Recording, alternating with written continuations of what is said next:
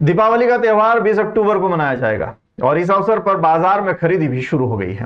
खाद्य सुरक्षा विभाग द्वारा कलेक्टर के निर्देश अनुसार उपभोक्ताओं को स्वच्छ और सुरक्षित खाद्य सामग्री उपलब्ध कराने के दिशा निर्देश दिए गए हैं, जिसमें लगातार निरीक्षण और नमूना कार्यवाही की जा रही है।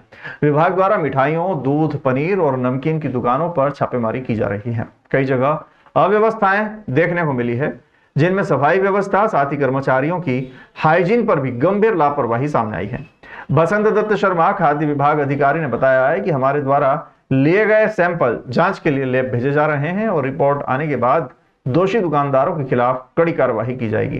पिछले 2 से 3 दिन में श्री महाकालेश्वर मिष्ठान सिंधी कॉलोनी उज्जैन से बेसन लड्डू, साथ ही मलाई पेड़ा के नमूने, महाकाल सांची पॉइंट, टावर चौक उज्जैन से सांची छेना रबड़ी, साथ ही सांची लस्सी के नमूने, वरियलदास यावरदास किराना सिंधी कॉलोनी उज्जैन से बेसन और खोपरा भूरा के नमूने, JP enterprises Sindhi colony Ujjain से बादाम का नमूना, झूलेलाल बेकरी सिंधी कॉलोनी उज्जैन से बेसन लड्डू और रसगुल्ले के नमूने, साथ ही स्वागत स्वीट्स सिंधी कॉलोनी उज्जैन से कराची हलवा और पिस्ता कतली के नमूने लिए गए।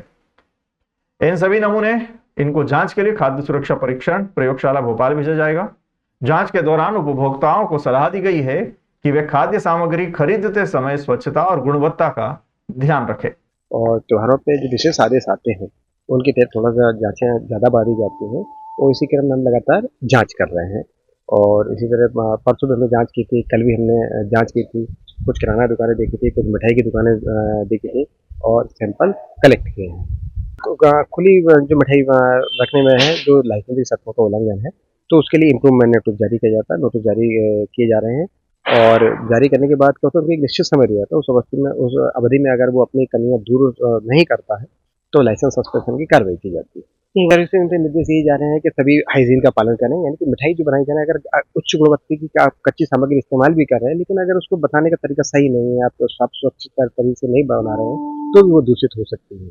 तो इस तरह की कोई लापरवाही ना करें और अच्छे गुणवत्ता की चीज़ें ही खरीदें, किसी प्रकार की बिना लेवल की चीज़ें आदि ना खरीदें।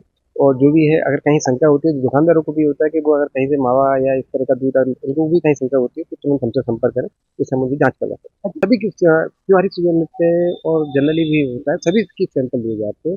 जो भी घी है, जैसे अब आप देखेंगे 4-5 दिन में लगातार जो कार्रवाई कर रहे हैं तो इनमें घी के भी सैंपल लिए गए हैं, तेल के भी लिए, मसालों के भी लिए जा रहे हैं, सभी के सैंपल लिए जा रहे हैं। लगातार चलती रहती है कार्रवाई।